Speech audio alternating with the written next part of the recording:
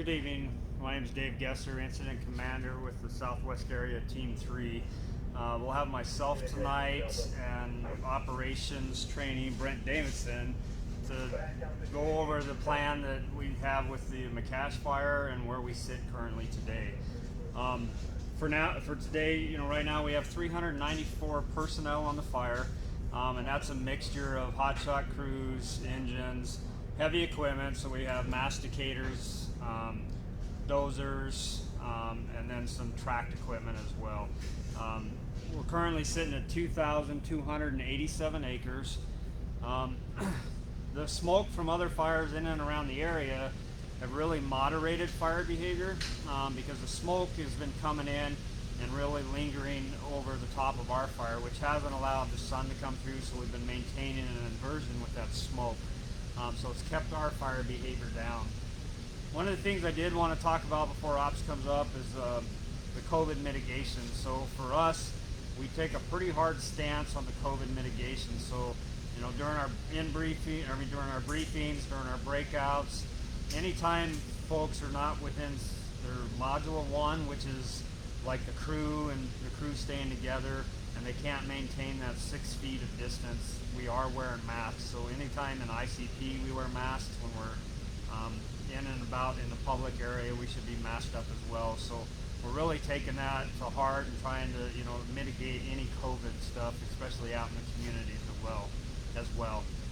So I'll turn it over now to Brent Davidson, our operations sections chief. Thanks.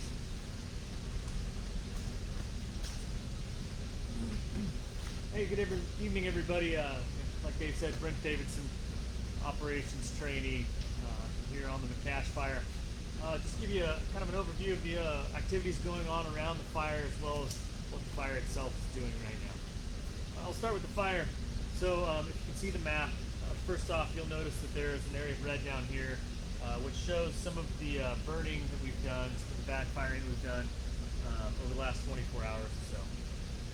So the crews have been constructing an indirect hand line between the hay press fire and the Yukon fire footprints from 2017, and they began some firing operations over here to the kind of the south of the fire along that line, and they've completed about a mile of line tying into the old burn scar and some wetland areas up there, moving toward the east along that containment line, or I'm sorry, indirect line. So it totaled about 65 acres or so is what we had from our infrared information, and they've held that line throughout the day, and the plan is to pick up from where they left off and continue that burn operation, moving to the west-northwest tomorrow. Really successful so far, and it should provide a buffer between the main fire and the control line, the indirect line they've been constructing there. The fire itself, it's active in a few different areas. It is burning a little bit out here in the wilderness off to the eastern side. Most of the fire activity is just kind of some backing and finding some of the ground fuels, some isolated torching of trees and things like that. The other part that's been the most active is over here. It's between McCash Creek and Cub Creek. And the fire is just kind of backing down the hill toward Cub Creek. It hasn't crossed Cub Creek at this time. And also moving to the south toward this indirect line, and that's what initiated the firing operations. Along the northern portion of the fire edge here, it's got some areas of heat. It's still active, but it has not crossed Yukon Creek at this point either. So that's kind of what the fire is doing up to today, up to now. So beyond that, all the indirect line construction is done here along this area of the fire perimeter. Over toward the Yukon fire scar there, they're still doing some activities to just continue to prep that line so it's ready as we progress with the firing operations. There are multiple check features that they've either created or identified to kind of hold the fire up as they progress in chunks across the indirect line. Moving on from there, some of the values that are in the area, all the cultural values, ceremonial sites and things like that are some of the private lands, infrastructure, some of the towers and the communication equipment that's up on Yukon Peak, as well as all the homes down around, kind of southwest of the fire area. So they have structured protection division that's been working in there and creating some indirect line around all the communities and homes and values, as well as just doing some cataloging all the structures and making sure that they've identified them, so if they need to protect them, they have that information. Moving on, kind of around the horn here, the other area of activity is the northern part of the fire. There's another containment feature out here, or indirect line that was used in 2017, and I believe also in 2008 Panther Fire. They've used some of those same lines. It's a combination of road systems and dozer line that was previously put in, and they're working on that from Johnson Hunting Ground at the edge of the wilderness all the way back over here toward the Independence Bridge and Highway 96. A lot of heavy equipment in this area. They've been, using dozers, working on getting masticators into the area so they can open the dozer lines and roads and everything up, so we can travel them, as well as just getting rid of some of the vegetation along along that route, as well as snagging some of the trees that are there that are dead that can cause either issues with fire when they get into them, or are a threat to the firefighters. If they're out there working, we don't want to fall on them. In addition to everything that's happening on the fire itself, we have some resources that are identified that will respond to any new fires kind of in the area. They can respond and try to help out the local forests and districts with any new starts in the area. That's an update of what's happening on the fire for right now, and we'll open it up to questions.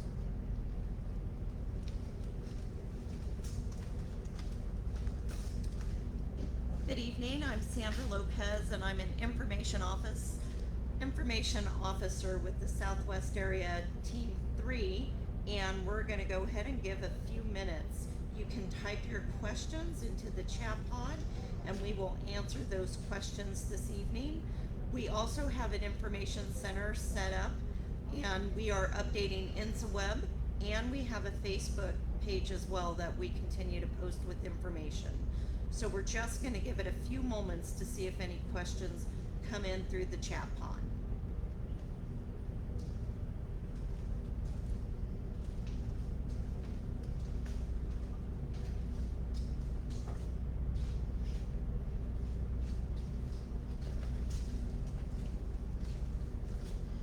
So we have a few questions that our Operations Section Chief Trainee Brent can answer. The first one is, which direction is the McCash fire mostly heading? I may have hit on some of this before, but the main growth in the fire and the direction it's heading, it's been moving to the west-southwest, kind of backing down the hill toward Cub Creek.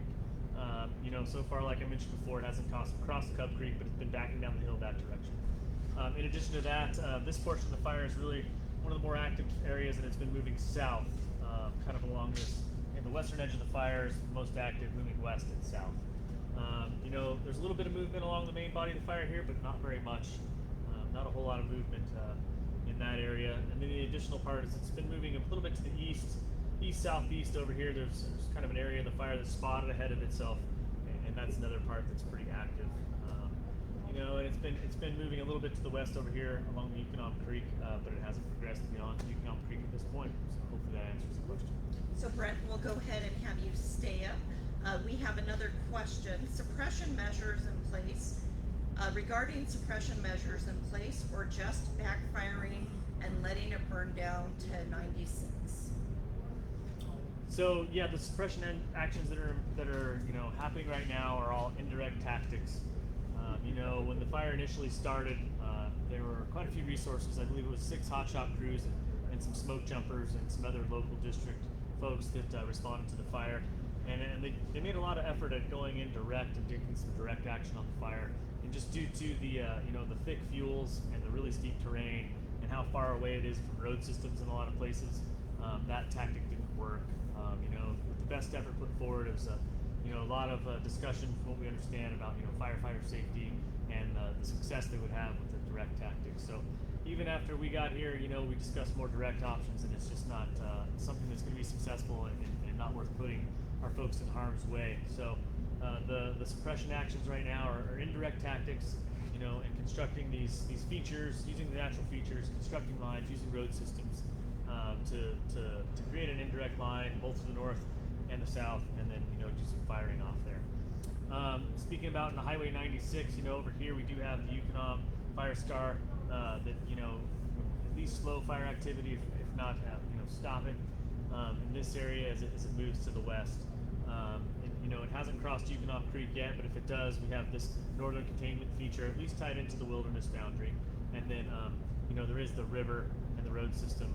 The river is on the eastern side of the road up here, so the river corridor would be one of the containment features we would use kind of up here to the northwest. Great. The next question is, where exactly was the fire operations taking place around the fire area? So I may have hit a lot of that, but the primary focus right now is the southern line. That's the indirect line that's been constructed, just because that's the direction the fire is moving and progressing, and it's closest to this indirect line. So a lot of operations taking place here, as well as down here with the structure protection activities. And at the same time, we still have a contingent of people that are in the north they're working on this indirect line.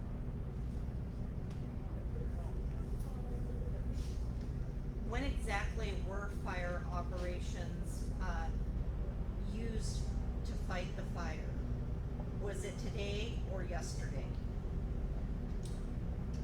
Firing operation. Oh. Where exactly was the fire set? Our backburn operation. Oh, the backburn, yeah, okay. And so right down here, if you can see, there's the area of red on the map right here, and that is at the wilderness boundary.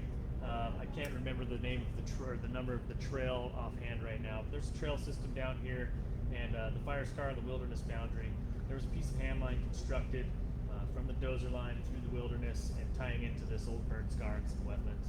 And that's the area that they initiated the firing operations yesterday. Hopefully I hit that for you all. Great. Will there be any firefighting in the wilderness area by Secret Lake? Not sure that I remember exactly where Secret Lake is.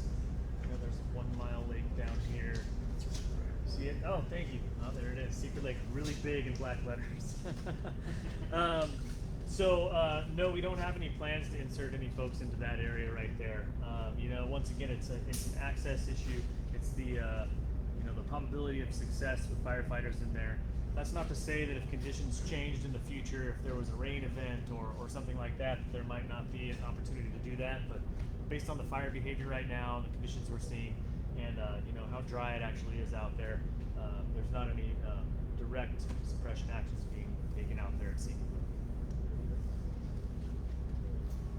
Great.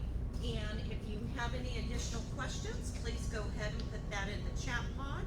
And we'll go ahead and have our incident commander, Dave Gesser. He's going to share some additional information. So just a few things I wanted to touch on. Brent did a great job with giving an update on things. But one of the things, as well as when I talked about earlier, all the surrounding fires around us are really active, putting a lot of smoke into the area. So one of the issues we have in here is we cannot fly aircraft because the smoke conversion is so thick in there that we can't get the aircraft in here. So, to get support for our folks that are in here working with aircraft, we just can't do that because of that smoke conversion. So it makes it difficult to be able to go anything direct on here, and then the fuel type, as Brent also talked about, with trying to go direct in some of this. So that hampers some of the efforts we have as well. So one of the things, with the smoke conversion is helping us, because if that smoke conversion lifts, we would see the fire activity increasing as well. So that's why a lot of the indirect tactics have been going on there, and really concentrating on holding this with what they have on that southern end. And one of the things I did want to say is really wanted to say thanks to the communities out there for the support, and all our cooperators as well. We've had a lot of folks helping us out with some information, some things in the past, the Six Rivers National Forest and the Klamath as well, really giving us some intel to be able to help us out with where some of the previous lines and things were. So a lot of coordinated effort there as well. So thank you. Great, thank you, Dave. We have an additional question that was sent in, and Brent, if you can answer this for us. Was fire set today by 10 Bear or Stanshaw area?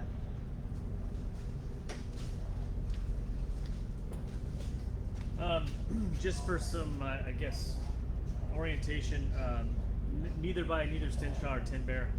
Tin Bear Mountain sits approximately right in this area right here, and the fire that the firing operation they did yesterday was farther over here down to the southeast, so not by either of those. And just to backtrack, the trail system that they were near in the wilderness is the 5823 trail. Great, thank you. So we would like to thank everyone for joining us tonight for a fire update with our incident commander and our operations section chief trainee. Again, we'll continue to provide information on InSWeb and also through Facebook.